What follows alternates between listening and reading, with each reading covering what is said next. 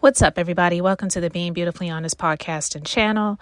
Thanks for being here, for being subscribed. If you are not, go ahead and hit that subscribe button. And if you're listening to this on YouTube while you're at it, go ahead and hit that like button. It's like walking into the room and hitting that light switch. We just want to go ahead and brighten up the place. So let's get into this podversation / politics and BS. All right.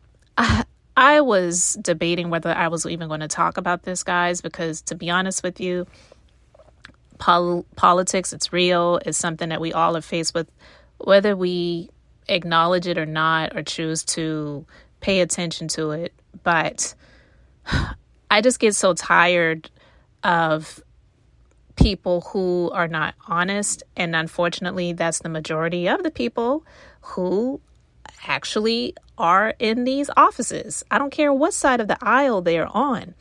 But Tim Scott, the lone black senator from South Carolina, which it's ironic because this is where I am from, I just believe that he is such a hypocrite. I just cannot understand people who cannot be honest.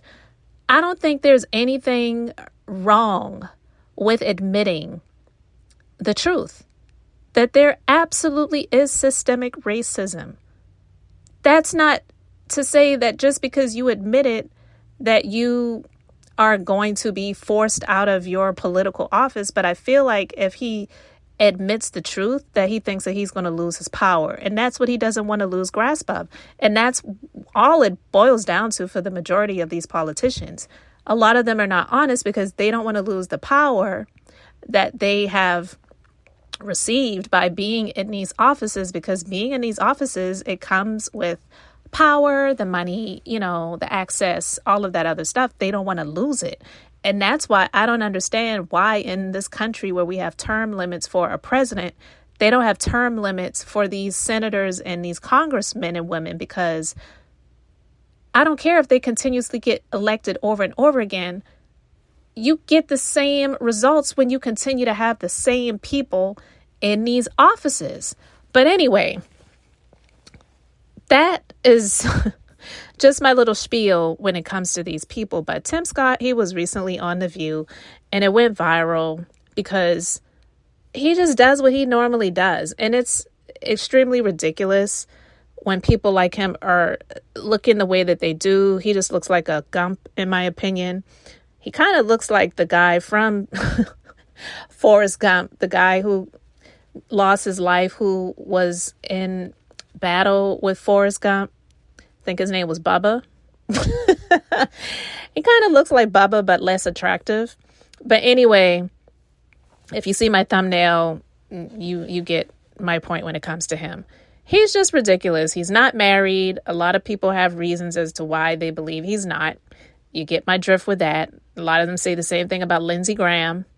And so I feel that sometimes these people, they don't want to walk in their truth because they are ingrained in this party and this politics of that's not okay because of your so-called religion when you're living in the closet. That's just my opinion, okay? But anyway, I want to play this clip of him on The View and the things that he was speaking about when it comes to the questions that he got about systemic racism and how he said before that he doesn't believe that it exists. So let me play this clip and then I'm going to continue with my commentary. I sat and I listened to everything you said. Yes. And I wonder why these conversations don't seem to be held with Republicans. All of the exceptional stuff you're talking about. And one of the reasons we continue to have new exceptionalism is because every time folks make 40 steps forward, they get dragged 40 steps back. So how do we,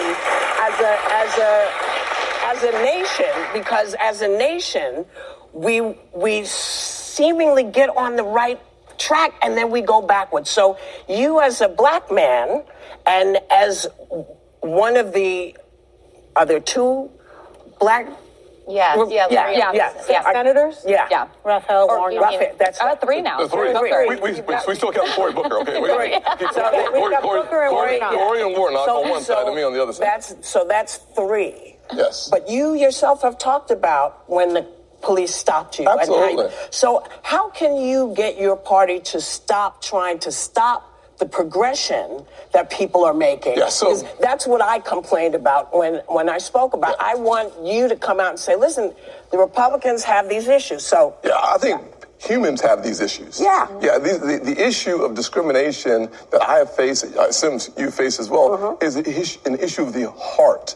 It's not Republicans or Democrats. Frankly, both sides of the aisle can do a better job on the issue of race. And frankly, my side of the aisle, I think, is doing a fabulous job of making progress. The question is, how do we measure that progress? How is that? Well, let me just give you a couple examples. So when you think about, this is good news. Yeah.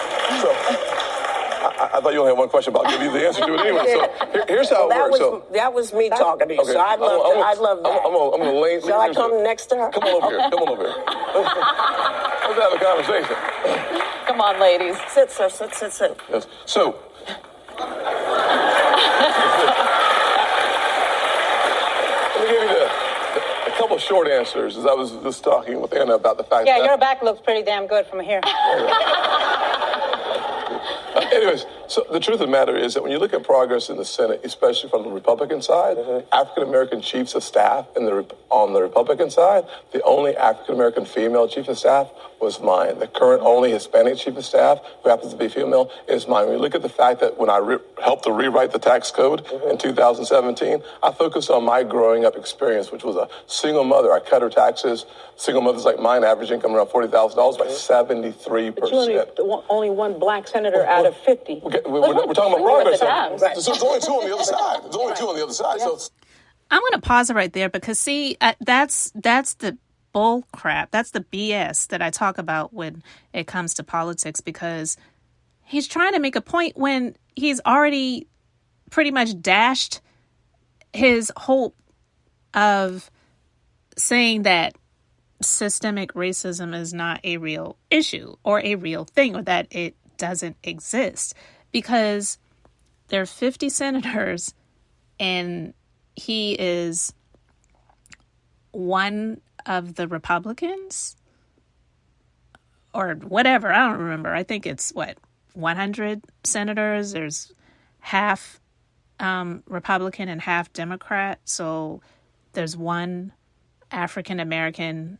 senator who's a Republican, and then the others are, I guess, I'm assuming, Democrats. But either way, out of all of that, you don't think that some of that has to do with the systems?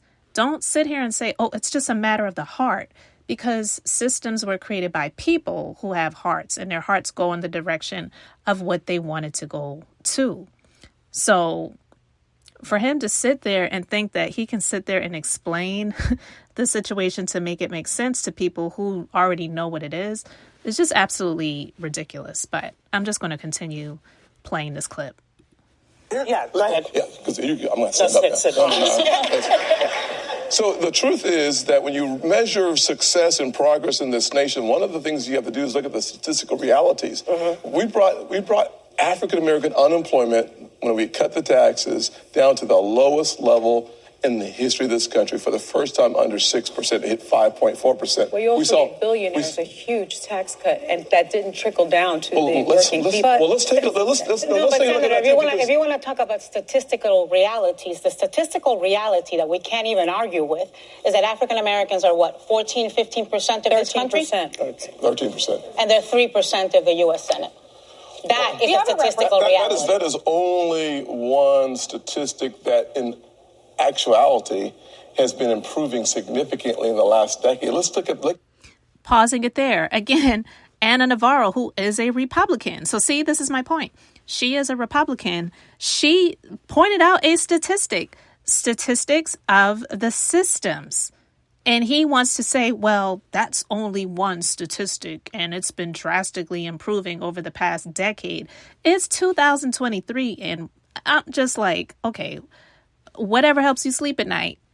Let's take a look at the number of African Americans that have served in the Senate in the last 10 years. Mo Cowan from Massachusetts. You have Cory Booker. You have myself. You have Kamala Harris. You have were not. So the fact of the matter is that in less than the last decade, we've had about half of all the African Americans who've ever served in the Senate in the last decade, which means that this nation is making measurable progress in real time. And if we focus on that and continue to make progress, we will fulfill the notion that this is the nation that can become more perfect. And what I am concerned about fixing the structures and the systemic racism that is embedded in the fact of the matter is that we don't have to agree. All right, so you heard the end part there where Sunny said, you can speak about this hope for a better future or a better tomorrow if you want to, which is fine.